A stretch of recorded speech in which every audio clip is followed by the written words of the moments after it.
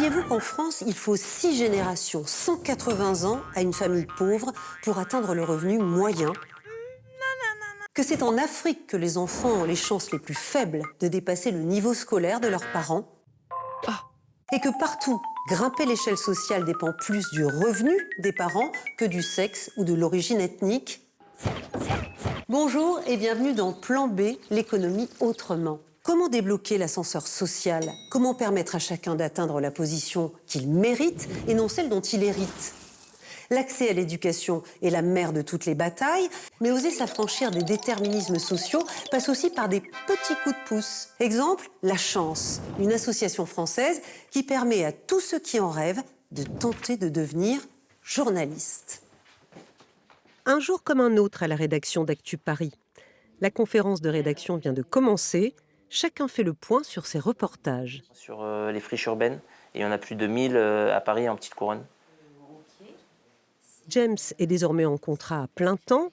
Né dans la banlieue la plus pauvre de Paris, rien ne le prédestinait à devenir journaliste. Quand on voit les mecs à la télé, des trucs comme ça et tout, on se dit pas ouais, lui je peux être comme lui, je vais être journaliste, je vais être ce genre de truc là.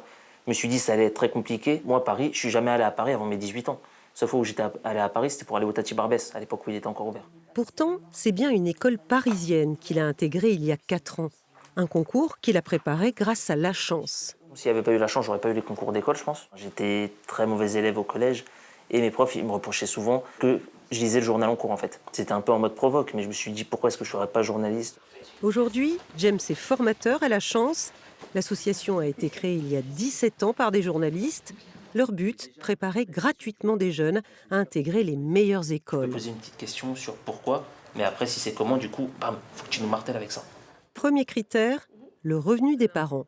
Il faut que tu sois boursier, il faut que tu montres que tu n'as pas les moyens d'avoir une prépa et de payer les concours pour être à La Chance. En contrepartie des 200 heures de formation, les étudiants s'engagent à passer au moins 5 concours. L'échéance approche, le stress monte. Lundi, je me suis dit, ah mais là, c'est dans une semaine.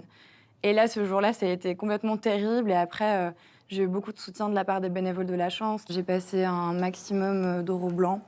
Ça m'aide à être en confiance. Et voilà, l'idée, c'est de tenir sur la longueur. C'est un peu comme un marathon, en fait. Test d'actualité, culture générale, cours de français, l'ensemble des formateurs, tous journalistes, sont bénévoles.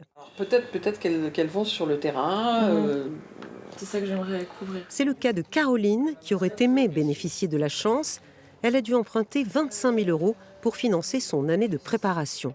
J'ai pris un crédit pour pouvoir avoir ces concours qui m'a beaucoup affectée pour le début de ma carrière et je me suis dit que j'avais envie de donner la chance à des jeunes qui n'avaient peut-être pas besoin de commencer leur carrière avec un crédit, de pouvoir se préparer dans des conditions dignes et adéquates.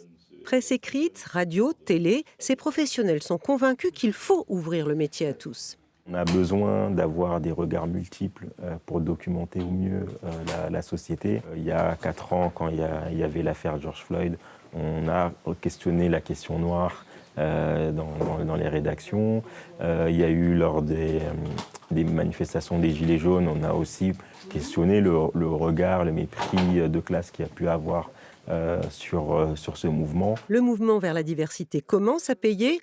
La plupart des étudiants qui passent par La Chance sont des transfuges de classe, comme James, qui a appris le métier, mais pas seulement. Là, ça m'a permis de voir comment on se comporte, on va dire selon l'éthique, selon les codes sociaux journalistiques, et d'être au contact et de comprendre comment tout le système fonctionne en fait, pour avoir les codes et derrière me débrouiller.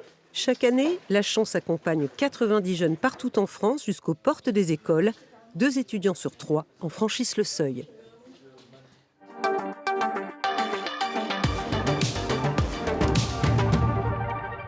Une solution comme La Chance, ça peut être décisif ?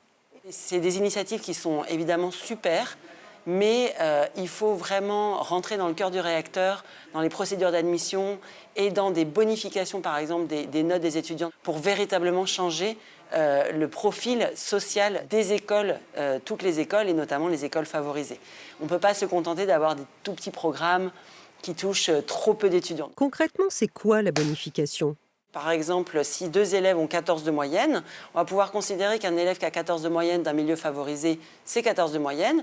Et 14 de moyenne venant d'un élève de milieu plus défavorisé, on va lui rajouter 1 point, 2 points, pour tenir compte du fait que s'il arrive à avoir 14 de moyenne avec des parents qui n'ont pas fait d'études, par exemple, en réalité, son potentiel, son mérite est beaucoup plus important. Ce n'est pas de la charité, la bonification, elle permet de rectifier ces écarts, ces inégalités. Certains pays savent mieux déjouer le déterminisme social à l'école. Comment font-ils ? Ce sont des pays où, en général, on va avoir pas plus de 20 élèves par classe, pas 30, 35 comme on peut avoir dans d'autres pays, comme la France, par exemple. Ensuite, c'est important de favoriser la coopération et aussi de préserver l'estime de soi en ayant un système, des pratiques pédagogiques qui ne comparent pas les élèves les uns avec les autres, avec des retours personnalisés et encourageants. Quand un élève ne réussit pas, ce n'est pas grave. C'est la fin de cette émission. Merci d'être resté avec nous. Pour retrouver d'autres plans B, rendez-vous sur le site internet de France 24, X, Facebook ou sur mes pages Instagram et LinkedIn. À la prossima!